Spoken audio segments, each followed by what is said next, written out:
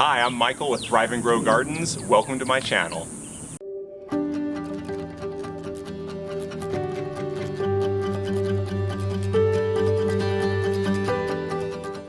It's a beautiful September morning, and we're out in the garden. We actually were here at this client's house installing a raised garden bed, and we were taking a look at some other plants in the landscape and noticing that this citrus tree needs a little help. This is a really common occurrence. I notice this a lot with the way that citrus trees and also other trees are planted in the landscape.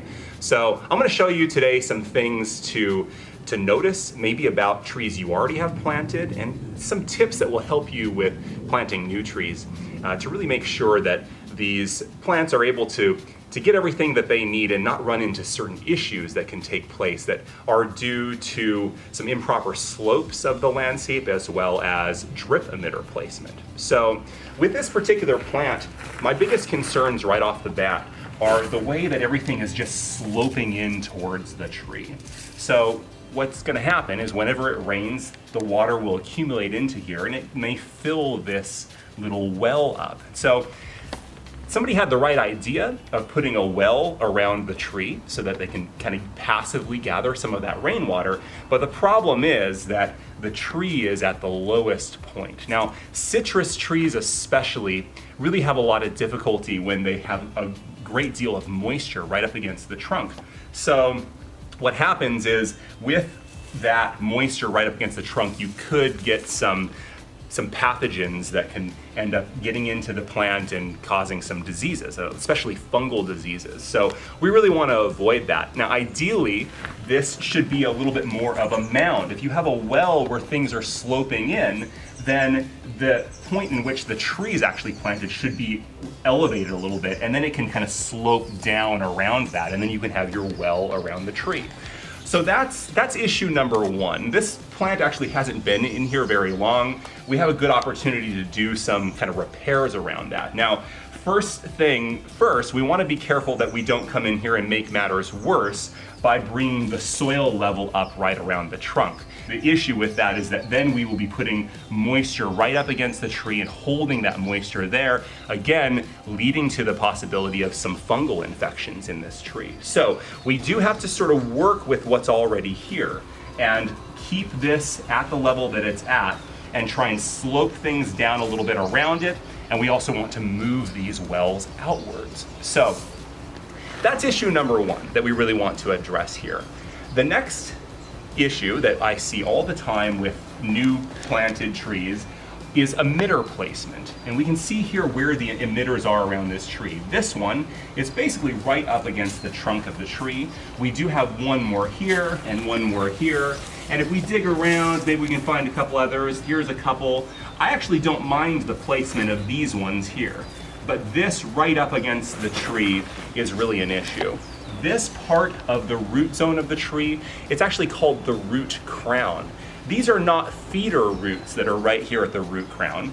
This is an area that we actually don't want to have a lot of moisture. So we want to be watering further out. This placement here, if you imagine that when it waters here, you get a wetting pattern where that water spreads out. It's going to water far enough into the root crown, but not too much. And our other goal, other than not watering too close to the trunk of the tree, is to make sure that we water far enough out. So think about this. Whenever you plant a new tree, it has a lot of growing to do. So we want to be thinking about where are those roots headed towards. We're expecting expansion of this tree. The roots that we're trying to water are at least out to the drip line of the tree, and realistically, they're pushing their way out further. So we want to make sure to accommodate that and encourage that expanded growth of the root system. And what I find is that trees that are watered for the first several years of their life, really just close to the trunk of the tree, they have a lot of difficulty expanding, and they kind of get a failure to thrive.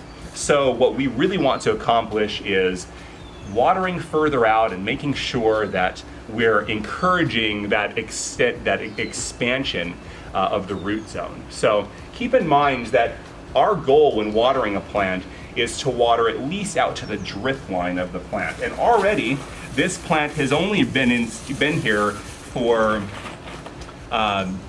really just several months. It was already a pretty large tree when it was installed. And already we can see that the root zone is out here and we have emitters way in here. So we're not getting the watering that we need up here. This is outside of the well. So think about that expansion when you are planting a tree or when you're doing maintenance for your existing plants. Think about how things are going to grow over time. So for this particular plant, really to set this up properly, we should have a berm that's at least out to this area, and so that's going to contain water within the root zone of the plant. So we can make those adjustments right now. What we're going to do is pull this gravel back. We're going to reposition some of these emitters and add emitters for continued growth. The other thing that I would add is, we just have gravel around this plant. And think about the way that you find plants in nature. You typically have a natural mulching effect around most plants. And that mulch, the leaf drop from that plant, as an example, that is adding to the biology of the soil. So around trees or any plants really, if we just have gravel, we're not adding to the biology of the soil. We're not adding organic matter. In addition to that, we don't have a really effective way to hold in moisture. So we're gonna fix that by pulling this gravel back, like I said, expanding the well for this tree, and then also adding in a bunch of mulch after we've expanded out the emitter. So I'm gonna show you some little tips and tricks on that as we go, some things that you can do to make this process of maintenance and expanding your irrigation system for any particular plant easier down the road. So one thing I'm noticing is regarding the pruning needs of this tree. Whenever you first put in a tree, there may be some pruning that can be done that can really help it. Now, in this particular case, this is an easy decision when it comes to pruning. Whenever you have crossing branches like this, you can see right here what happens. See, this branch has been rubbing on this one, and that creates the opportunity for pathogens or insects to get into this tree. And so you're opening up that possibility of having some sort of an infection or an issue. This would be an appropriate branch to prune, and so that's something that we would come in here and prune this off right here. Now, proper pruning techniques are to not leave a stub. If you leave a stub, then you're leaving an open wound that, again, could be a source of invasion. Now, this right close to here is called the collar, and this little ridge right here, this is called meristematic tissue. And that tissue is actually meant to grow over the wound and seal it up. And so if we leave a stump, it can't grow over that wound. So we actually want to cut pretty close to that, but we don't want to cut off the meristematic tissue. So we'd come in here and we would do a cut just right in here. And so typically for these trees, we're doing our pruning more like in January, somewhere in there. So we'll make a decision whether or not we want to actually make this cut now. But whenever we're going to prune, a lot of times people say, well, I've heard I need to prune, but really what branches do I cut off? And so we want to have a purpose around anything that we cut off. Crossing branches is one purpose. Another would be if there are areas of the tree that are just much too dense where sunlight isn't able to penetrate. And with citrus trees, if you don't have good sunlight penetration, then you don't get good yields. So that's the type of thing that we would look for here. This is the major thing that I would say would need to go. Now, one thing that I'll note is that this plant is full of fruit. So this is, you can see here, this is a lime quat. So typically, my recommendation for newly planted trees is for the first at least year to remove all of the fruit and allow the tree to put all of its energy into root growth. And so this is maybe a bit of an exception in that this is such a large mature tree. Is doing well, it's getting established really well, and so it'll really be up to the homeowner as to whether or not that's something that they want to do. But As a general rule, we want to go ahead and thin all the fruit off for at least the first year so that the tree puts all of its energy into root growth. That's going to help it to become established more quickly, and in the end, it'll mean bigger yields sooner. So it kind of makes up for any loss in fruit at the beginning. So you can see these supports here that were put into place to allow the tree to get established and really hold it in place, make sure that it's not susceptible to the wind. This tree was planted right before the monsoon season, so that's especially a concern that you get a big gust and it pushes the tree over. In fact, just a couple weeks ago, a couple doors down, a huge mesquite tree fell up against a house. It was a little top heavy and the wind just brought it right down. So we're trying to avoid that with new trees. But keep in mind that this is not supposed to be permanent for this tree. In fact, this support staying on this tree for too long can compromise the strength of the trunk. So this should really just be a temporary measure. You want to be careful with, you can see here how it's attached around the tree. If you leave these things on too long, especially if you have just the wire against the tree, you see this one is protected with this tubing, but the tree can actually start digging into the bark around the tree. So this is not meant to stay on for very long. We have a couple options here. We could take these off here soon after the risk of real strong wind from monsoon storms has passed. In general, I would say don't keep these supports on for more than about a year, year and a half, something like that. The tree should be able to hold itself. We also will use, a lot of times when I install trees, I'll use a more flexible type of material for this that will allow the tree to kind of move around and it still will gain some strength. This is pretty rigid and it's maybe holding a little bit too much of the for the tree, and you want to start giving it some reason to gain some strength. So keep in mind that you might not want to use such a rigid wire for this type of thing. But this is fine that it's here for now. Again, we want to make sure we remove that a little bit down the road. Check this out. This is a Palo Verde beetle. It has already probably come in here and laid its eggs, which then will end up becoming grubs in the soil, and then they, end up turning into these big old guys. This may be a female, but I'm going to name it Petey. Petey the Palo Verde beetle. I don't think that they mind. So sometimes when people recognize, oh, I have grubs in my soil, just seeing this tells you you're going to have grubs in your soil. But the reality is that you're always going to have grubs in your soil, and they're really not that big of a deal. It's nothing to panic about. Really, they're going through and processing more dying organic matter than anything. It's pretty rare that they're the cause of the decline of a plant. So, if you get to the point where you have so many grubs and you actually find that they're doing damage to your plants, there is something that you can do about that. You can use a beneficial nematode that is basically a microscopic roundworm that goes in there and it can kill the grubs. But I definitely don't worry about that type of thing, especially for these. They're just naturally all over the place in the environment and they're not causing us any problems. So, these grubs are decomposers, they're composters, they're processing mostly dead organic matter and turning that into nutrients that are really readily available for plants. So don't worry about it. This is kind of part of the natural environment around us, and it's neat, I think, to find them in the landscape. I'm going to give you one more tip here about the installation phase of this tree. So this is real common. You can see down here at the trunk that we've got just kind of your normal trunk showing. Now, when we dig down a little ways, we get to something called the root flare. This is it right here.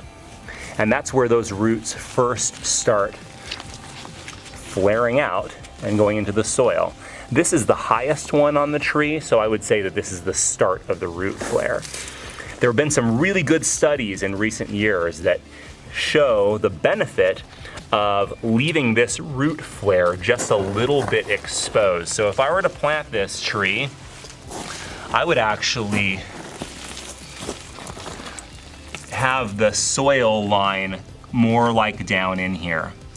And so again, that's eliminating as much as we can the wet soil being against a part of the tree that can cause some pathogen invasion and leading to some fungal diseases. So now, a lot of times we look at this and think, oh, well, this is part of the root system, we need to bury it. But on trees, we actually want to leave that just a little bit exposed. So keep that in mind for your future installations. And we actually could just go ahead and expose that and fix that problem here right now. I think that'll be better for the tree. This is very moist right up against the trunk of the tree. You really want to make sure that you don't cover up the root flare, because that's not good for the tree. You hear me? A bit of an exception in that this is such a large, mature tree. The tree is doing well, it's getting established really well, and so it'll really be up to the homeowner as to whether or not that's something that they want to do. But as a general rule, we want to go ahead and thin all the fruit off for at least the first year so that the tree puts all of its energy into root growth. That's going to help it to become established more quickly, and in the end, it'll mean bigger yields sooner. So it kind of makes up for any loss in fruit at the beginning. These are all little tips that lead to a longer life, bigger yields, and more of a return on our investment, which is not just financial but also emotional. We're really hoping that this thing is going to create some shade and some beauty in our landscape, so we want to do everything that we can to help it to thrive.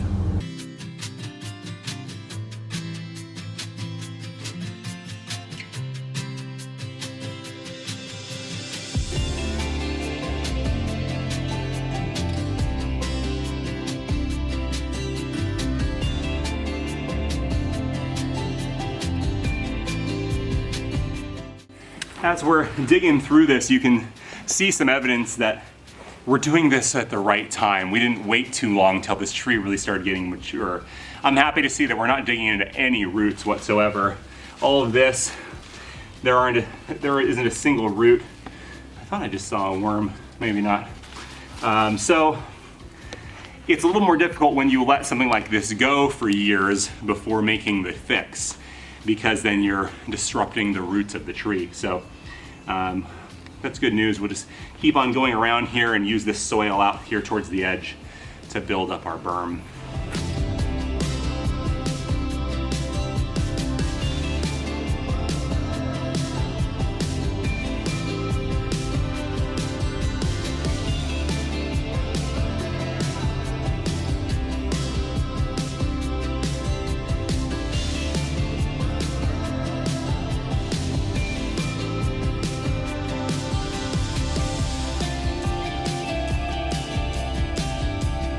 On trees like this, I mean, you could really do 4+ inches of mulch. 2 is the minimum. Okay.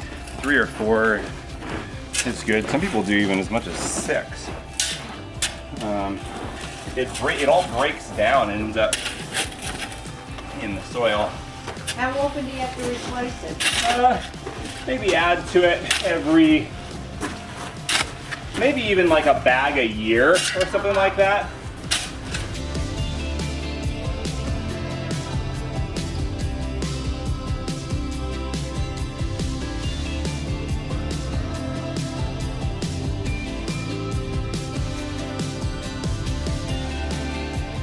As always, thanks so much for following along. I hope you're enjoying these videos and getting a lot out of them, and I'll see you on the next one.